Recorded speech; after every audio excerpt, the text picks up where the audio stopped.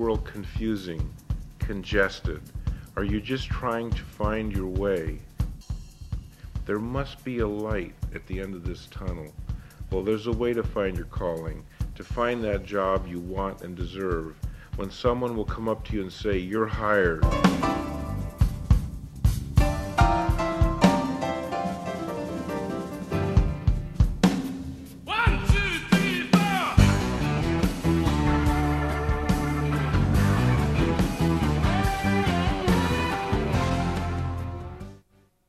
Hi, I'm Steve Piazzale, a career life coach, and welcome to You're Hired, a show about jobs and careers in which we're going to answer questions such as, how do I come alive in the work that I seek? How do I find the job that I want and deserve? How do I move ahead, get promoted, and improve my performance? Well, we're going to answer these and a lot of other questions on the show by having lively, knowledgeable guests, including career counselors and coaches, who are going to tell us the tips and tricks we need to know to be successful in a job hunt. We're also going to have industry experts that are going to tell us what it takes to get into fields, and maybe even more importantly, what they're really about, so we can tell the difference between one and the other and what's really right for us. We're also going to have success stories, people who tell us how they overcame obstacles to do what they needed to do to get the job they wanted. All of this on You're Hired. On this show, we're going to have Kim Zilliox, a career counselor from Santa Clara University. She's worked for Lee Hecht Harrison and many other firms. She has an MBA and extensive training in sales. She knows a lot about the job search process. I want to welcome to the show Kim Zilliox. Hi. Hey Kim, how are you? Great, Steve. Thank you. Before we get into the specific questions about counseling and interviewing and all of this stuff, can you tell us a little bit about your background and what you do and what your passion is? Sure. Well, currently I'm a career counselor at Santa Clara University, like you mentioned. I'm fortunate enough to work with the undergraduate and graduate students, helping them find their first job or career right out of college. And my passion is really around helping people find their jobs, whatever they want to do, and reach their goals in terms of selling themselves in the career process, in the job search process. That does dovetail into the sales? Yeah, absolutely. I use my training in sales and sales management as well as the MBA to help. I also have a small private practice, which I help people outside of, after work, after they've had a few years to land the job. And that sounds great. There's actually a transition for them. They can follow you into the private practice. Yeah, it works well. Let's start by talking a little bit about assessments. I know that, especially with students or career changers, they need to have some sort of a way that they can evaluate what they're interested in and skills at. Can you talk a little bit about the assessment tools, the tests they can take to learn more about what they want to do? Yeah, assessments is actually a really important part in the job search process because people really need to know about themselves. They need to know their strengths, their weaknesses, and what they want. So we take people through about 4 different types of assessments: personality, interests, values, and skills. Mm-hmm. The first one being personality, so knowing kind of, like I said, some of your strengths, some of your weaknesses. The main personality guru is sort of the Myers-Briggs Myers-Briggs inventory, and that's available online if people look for that, or the Kiersey temperament sorter if they were to look for something like that. Yeah, that's a freebie there. Right? Yeah, that's a freebie. They can get that online. And they can also do that with a career counselor, which is what we recommend. Okay. Some of these assessments are a little bit more in depth, so it helps to go over that with a career counselor. Right. The second one is the interests. Like I mentioned, finding your interest around the world of work. People often don't stop and take a look at those, so it's really nice to take an official inventory about that. And that was really developed by Holland. So if you do research on the internet about Holland codes, people can find and maybe do some assessments on their own and then come into a career counselor or a coach to get some more in-depth information about that. In fact, I think that goes all the way back to Carl Jung. Probably. Not Freud, yeah, but Jung. Yeah, that's where it all started from. And then what are the other ones? The third one would probably be around values. People often have conflicting values when it comes to the job search.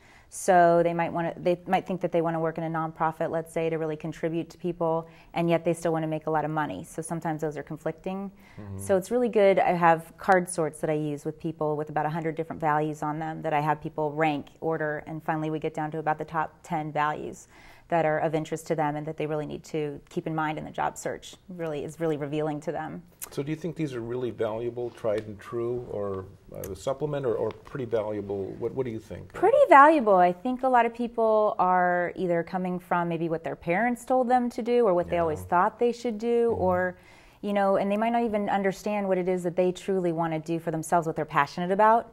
So a lot of these things, number one, point you towards what you really want to do with, so many hours in your work week and so many hours in your life.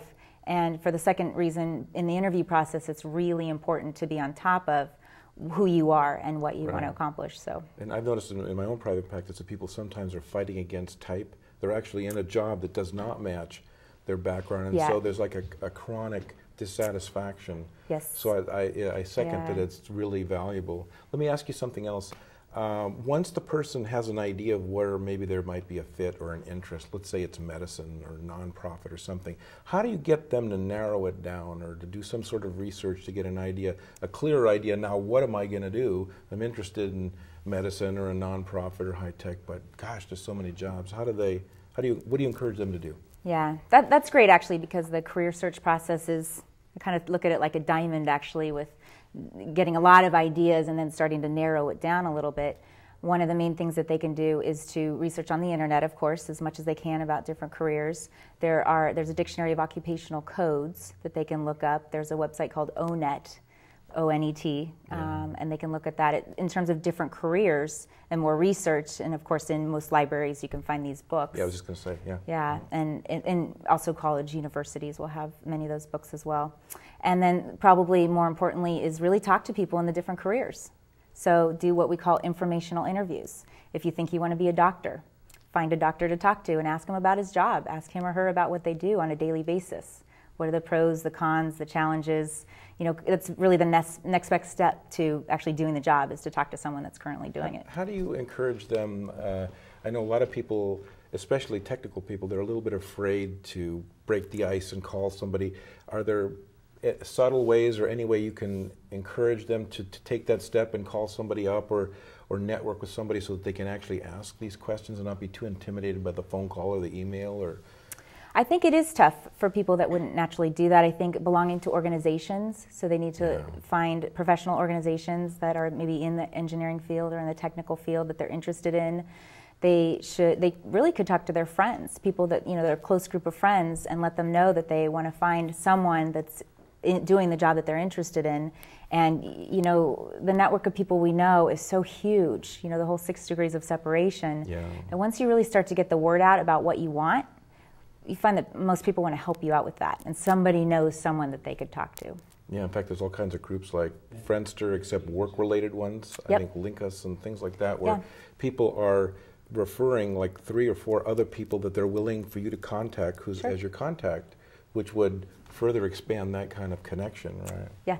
Let me ask you, since you deal with students a lot, a little bit about how you coach students, especially ones that are near the end.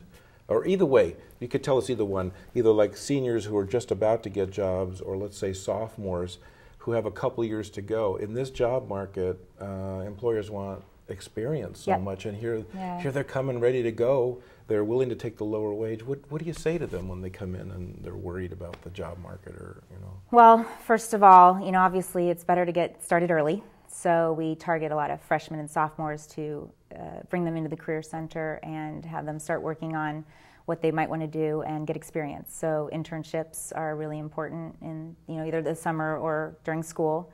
And if they are seniors and they really haven't taken advantage of those opportunities quite yet, we just talk to them about maybe what they can do. So they need to start in some really entry-level jobs. Sales is always a really good one, where you can sort of get your foot in the door with the company and get some experience. And then volunteer, also networking again, talking to your parents' friends, your professors, alumni of the school that you went to. First of all, by walking in the Career Center, you might find about some jobs that never would have been known. So all these things can really start to open up the world to these seniors that haven't had any experience, but they can still start in